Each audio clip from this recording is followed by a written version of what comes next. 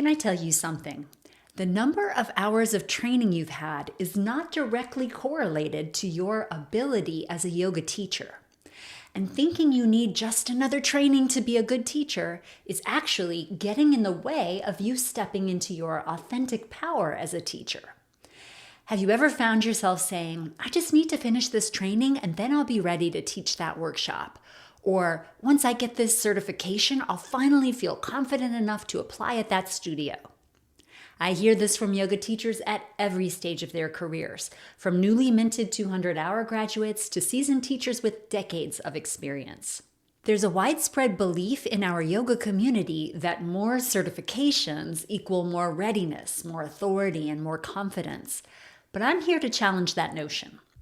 In today's episode, we're going to explore why so many yoga teachers feel compelled to collect or even hoard certifications. What's actually missing when we feel that pull toward one more training, and how to build genuine confidence in the knowledge you already possess. This is Yoga Teacher Confidential. I'm Sage Rountree. The yoga industry has created a certification ladder that can feel never-ending. 200 hours, then 300 more to hit 500, then specialized certifications in prenatal, kids yoga, yin yoga, restorative yoga, trauma-informed yoga, chair yoga, the list goes on. And while the Yoga Alliance stops at 500 hours, there are plenty of programs offering 1,000-hour designations and beyond. It's easy then to fall into the trap of thinking, if I just had this certification, I'd finally feel legitimate. Or once I complete that training, I'll know enough to really help my students.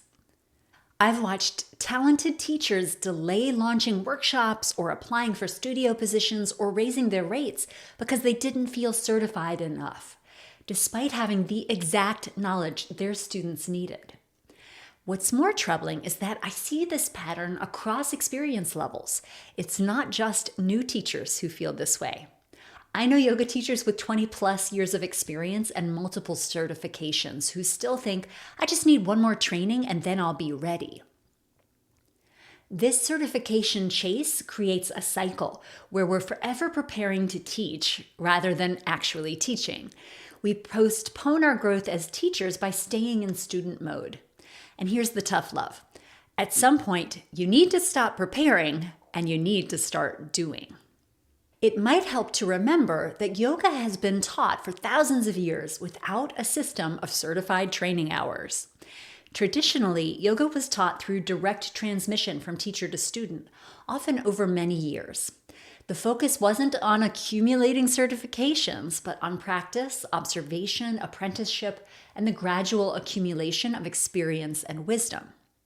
Students would study with their teacher until the teacher deemed them ready to teach others, a process that was more about embodiment than about paperwork.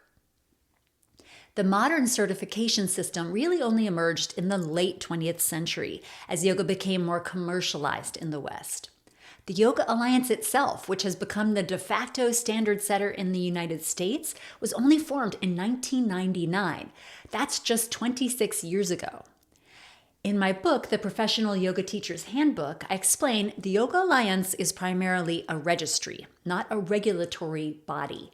They don't certify teachers directly. They just register schools and register teachers who meet certain criteria by going through those registered schools. Your actual certification comes from your school. Yoga Alliance just takes your money. It's a little like the emperor parading in his new robes. It's a shared fiction. I love the idea of there being standards of education, but let's not uncritically admire the new clothes of an institution that simply takes your money to say you're qualified. There are good reasons to play the Yoga Alliance game, especially if your class pay depends on it. Just do it with your eyes open. Paying YA does not make you a good teacher. Let's ask, what's actually missing? If it's not more training hours or certifications or registration that make a confident, capable teacher, what is it? In my experience, what's missing for most teachers isn't knowledge, it's confidence. And paradoxically, seeking more knowledge can sometimes be a way of avoiding the vulnerable act of stepping into your power as a teacher. Here's the thing about confidence. It doesn't come from knowing everything. It comes from taking action despite not knowing everything. Confidence is built through experience, through trial and error, through showing up and teaching, even when you don't feel 100% ready, or 90% ready, or even 80% ready. I had a teacher once tell me, you learn more from teaching one class than from taking 10. And there's so much truth to that. The real learning happens when you're in front of students, adapting to their needs, reading the room, and making split-second decisions about what to offer next. Nothing, and I mean nothing, builds confidence like regular teaching experience. No certification program, no matter how comprehensive, can replicate the learning that happens when you are actively teaching real students with real bodies and real needs. Another thing that often gets overlooked in the pursuit of more certifications is the value of your own unique perspective and life experience. In episode 5 of this podcast, I talked about how your strengths as a practitioner might be holding you back as a teacher. The things that come easily to you in your practice are actually your biggest blind spots as a teacher, while conversely, the areas where you've struggled and had to figure things out step by step are where you will shine as a teacher. Why? Because you understand firsthand what it's like to work through those challenges. You have the language, metaphors, and strategies for addressing those difficulties.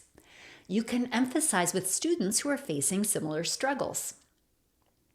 This means that your unique life experience, your background, your body, your challenges, and your journey are tremendous assets in your teaching.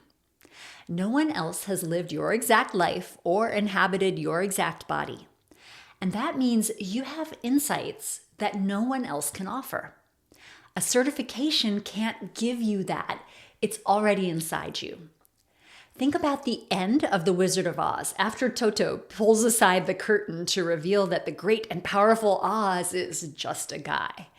And this normal guy gives the Scarecrow, whose quest was to get a brain, a diploma, while explaining to the Scarecrow that he had it in him all along. Carry this mentality with you, and you'll be ahead of the game. Now, I don't want to suggest that additional training is never valuable. Education for education's sake is never bad. I have a PhD in English literature, and I host a yoga podcast. There are absolutely times when more education is the right move. Here are some situations where pursuing additional certification or training might make sense. When you're genuinely drawn to a specialized area of teaching that requires specific knowledge for safety or effectiveness. For instance, if you want to teach prenatal yoga, a specialized training is important for understanding the physiological changes of pregnancy and how to adapt the practice accordingly. When you're pursuing a path where certain credentials are genuinely required. For example, if you want to teach at a particular studio that requires a 500-hour certification, or if you want to lead a yoga teacher training that holds a Yoga Alliance registration, which often requires an ERYT 500 designation. When you've identified a genuine gap in your knowledge that's affecting your ability to serve your students. If you're regularly encountering questions or situations where you feel truly unprepared, targeted education can help. When you're feeling stagnant and need fresh inspiration. Sometimes additional training can reignite your passion for teaching and bring new ideas to your classes. What doesn't make sense is pursuing additional training simply because you don't feel enough, or because you think another certificate will magically bestow confidence upon you. Before you invest time and money in another certification, ask yourself these important questions. What specific knowledge or skills am I hoping to gain from this training? Can I articulate exactly what I want to learn? Is this knowledge something I genuinely need in order to serve my current or desired students better? Is there a way to gain this knowledge outside of a formal certification program, for example, through mentorship or self-study or targeted workshops? Am I using this training as a delay tactic? Am I avoiding something that feels scary by staying in student mode? How will I implement what I do learn? Do I have a clear plan for using this new knowledge in my teaching? Is there an outlet for me to share my knowledge? And if not, how can I create this opportunity to help students better? Be honest with yourself about your motivations. If you're pursuing training because you're genuinely excited about the content and you have a clear vision for how it will enhance your teaching, great. But if you're doing it because you're afraid to take the next step in your teaching career without it, that might be a sign to pause and reconsider. If you're feeling the pull toward more training but suspect it might be coming from insecurity rather than a genuine need for specific knowledge, here are some alternatives to consider. Find a mentor. Working one-on-one with an experienced teacher or one-to-many like we do in my mentorship program, Mastering the Art of Yoga Sequencing, can provide targeted guidance for your specific teaching challenges. A good mentor can help you identify your blind spots and develop strategies for growth. Join a teaching community like The Zone at comfortzoneyoga.com, link in the show notes. Regular connection with other teachers creates opportunities for peer feedback, for idea sharing, and for collective problem solving. Teach more.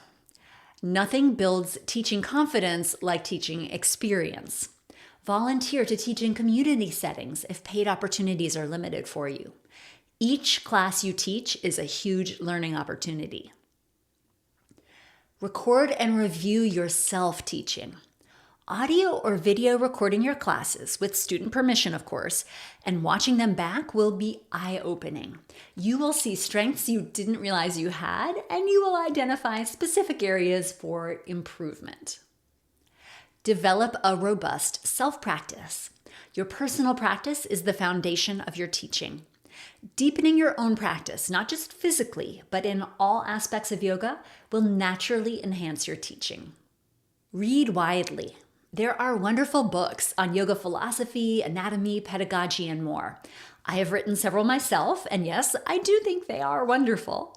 Reading deeply in these areas can expand your knowledge without the time and financial investment of a formal training. Better yet, borrow these books or order them from your library, which will cost you nothing and will allow readers who come after you to benefit too.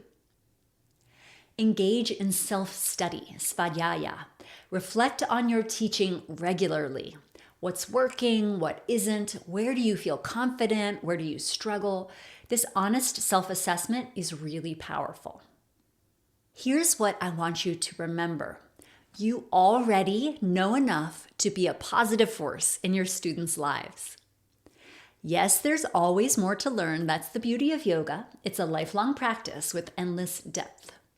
But waiting until you feel like you know enough before fully stepping into your teaching is a recipe for perpetual postponement.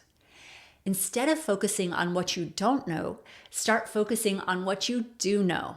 Here are some practices that can help. First, make a knowledge inventory. Open your notebook or notes file and write down everything you know about yoga. Include anatomical concepts, philosophical principles, sequencing frameworks, breathing techniques, everything. You'll likely be surprised by how much you do know. And having done this exercise will directly improve your confidence in your next class. Number 2, identify your teaching strengths. What aspects of teaching come naturally to you? Are you great at creating welcoming environments, sequencing creative flows, offering precise alignment cues, weaving in philosophy? Recognizing your strengths builds confidence. Number 3, collect positive feedback. Keep a file, either physical or digital, of positive feedback from students and peers. Review it regularly, especially when doubt creeps in. I still do this. My file is called Rainy Day Notes, and I look at it on a rainy day or when I'm feeling down. Number 4, teach what you know deeply. Instead of trying to teach everything, focus on the aspects of yoga that you understand most deeply.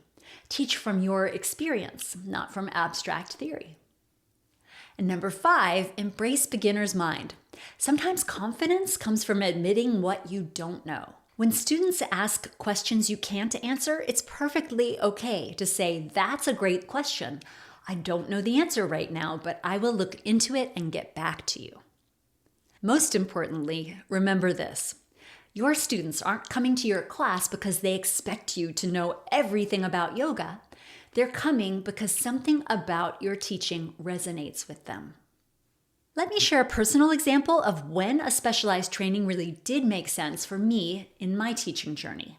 When I started teaching yoga to athletes, I was drawing primarily from my own experience as an endurance athlete using yoga in my training. That personal experience was really valuable, but I realized I wanted a deeper scientific understanding of how the athletic body responds to training stimuli. So I pursued certifications with USA Triathlon, USA Cycling, and the Roadrunners Club of America. These weren't yoga certifications. They were coaching certifications that gave me specialized knowledge about exercise physiology, athletic performance, and recovery protocols. This additional education genuinely enhanced my ability to serve my athletic students. It wasn't about collecting credentials for their own sake. It was about filling a specific knowledge gap that was directly relevant to my teaching niche. The key difference was that I had a clear purpose for seeking this education and a specific plan for how I would use it in my teaching. I wasn't doing it out of a vague sense that I needed more to be legitimate. I want to reiterate that there are absolutely valid reasons to pursue more education, just not for the sole purpose of feeling more legitimate. And I want to point out that I myself offer various forms of continuing education. At my brick and mortar studio, Carberry Yoga Company, aka Carolina Yoga Company, and at my virtual yoga studio, Comfort Zone Yoga, we offer a 300-hour advanced studies program that's designed to help teachers hone their skills, develop their unique voices, and deliver a more meaningful experience to their students. And I won't pretend I'm not proud of the program we've built. I think it's fantastic. But here's the key. Our 300-hour program isn't designed to make you feel more legitimate or to give you a fancy designation, although it does qualify you for RYT 500 registration. It's designed to give you concrete skills that enhance your ability to serve your students. We cover things like language refinement, classroom management, effective sequencing, and creating safe and inclusive spaces. When you get these skills, confidence comes easily. Similarly, my Mastering the Art of Yoga Sequencing mentorship program isn't about adding more letters after your name. It's about giving you practical tools that make your daily work as a yoga teacher easier and more effective. It focuses on helping you find the right balance of consistency and variety in your classes so your students can progress in their practice while staying engaged. If programs like these genuinely align with your teaching goals and will help you better serve your students, they might be worth considering. I'd sure love to talk to you about them. Write me at info@sagerountree.com or send me a message on socials @sagerountree, no letter D. But if you're just seeking another credential to feel more real as a teacher, there are probably better investments of your time and money, including therapy or life coaching to help you recognize any self-limiting beliefs and adjust your mindset to help you with your confidence. So, what concrete actions can you take if you're currently feeling the pull toward more certification out of insecurity rather than genuine need? Well, you can teach more. Find opportunities to apply what you already know. Volunteer at community centers or offer classes to your friends or create short instructional videos. Every teaching experience builds your confidence. Find your people. Identify the students you are uniquely qualified to serve based on your current knowledge and your life experience. Don't try to be everything to everyone. Get specific feedback. Ask trusted colleagues or mentors for feedback on your teaching. Specific input is more useful than vague affirmations. Take a teaching-centered hiatus from learning. Give yourself permission to stop consuming new information for a set period, maybe like a month, and focus solely on integrating what you already know and teach a lot. Practice self-compassion. Recognize that feeling like you don't know enough is normal, especially in a field as vast as yoga. Be kind to yourself in these moments of doubt. Remember that becoming an effective teacher is not about achieving a state of complete knowledge. It's about committing to continuous growth while sharing what you already know in service to your students. The pursuit of knowledge in yoga is a beautiful thing. The problem isn't with seeking more education.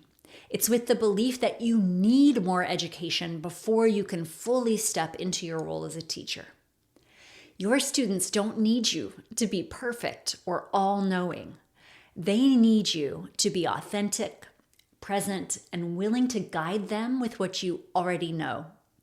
They need you to remember that you are the guide, not the hero of the classroom. Here's an affirmation to help you remember.